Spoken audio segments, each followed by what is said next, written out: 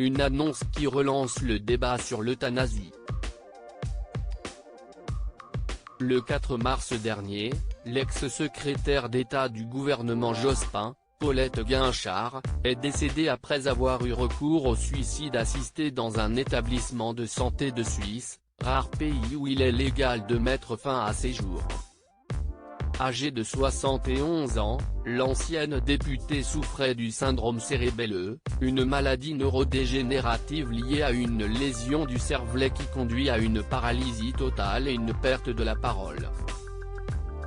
De moins en moins autonome, Paulette Guinchard avait contacté Ex International, une association à Berne proposant le suicide assisté, au mois de novembre 2020.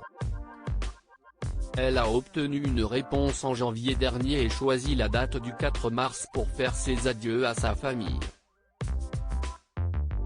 Comme le révèle Le Parisien, la femme politique s'est adressée à ses proches dans un message envoyé par mail, qu'elle a envoyé à sa belle-sœur et ses 7 frères et sœurs.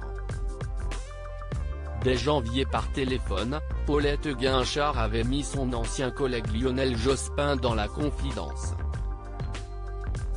Elle voulait savoir si je comprenais le choix auquel elle se préparait.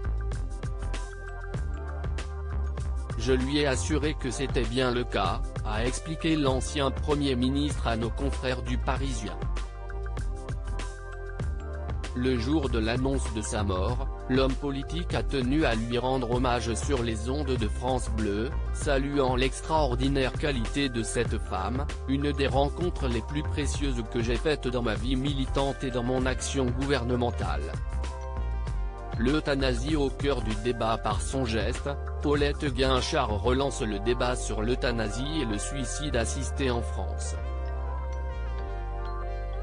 Selon son mari, qui s'est exprimé dans la presse peu après son décès, l'ancienne secrétaire d'État souhaitait que son choix puisse faire avancer la cause et permettre à d'autres patients atteints de maladies incurables de mettre fin à leur souffrance dans la même dignité que celle qui fut la sienne.